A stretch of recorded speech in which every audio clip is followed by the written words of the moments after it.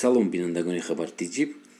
рӯзи 7 сентябр ҳамаи соҳибони хонаҳои хориҷӣ дар русия метавонанд барои истиқомати воқеӣ дигар хориҷиҳоро ба манзилашон пешниҳод кунанд. қаблан ин танҳо барои мутахассисони баландихтисос иҷозат дода мешуд. думаи давлатии федератсияи русия махсус таъкид кард, ки қонун пеш аз ҳама ба оилаҳои ҳамватанон ва русҳое равона карда шудааст, ки наздиконашон дар хориҷ зиндагӣ мекунанд.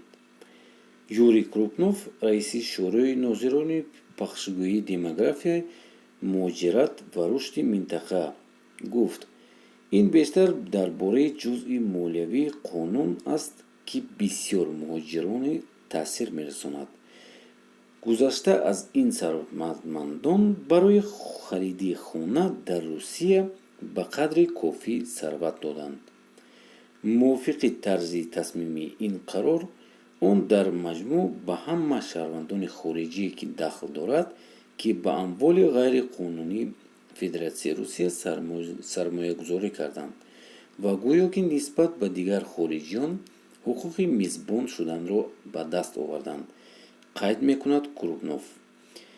ба андешаи ӯ, навораҳои моҳи сентябр ба пешбурди қисми пули муҳоҷирон, ки дар ин ҷо кор мекунанд ва музди ойлик мегиранд, муҳоҷирон метавонанд ҳоло дар ин ҷо хона бихаранд ва чанд то 10 одамро метавонанд дар хонашон регистратсия кунанд.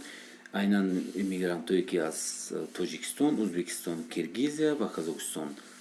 шумо метавонед дар ин ҷо ба манзиле ки нишаст доред, метавонед то 10 боли одамро регистратсия кунед ва хеле Россия осон карда дошт. барои чӣ? Барои он ки ин шумо ки хона мехаред аз Русия ва пулатонро дар ин ҷо сарф мекунед, ин плюс ба экономикаи Русия мешавад.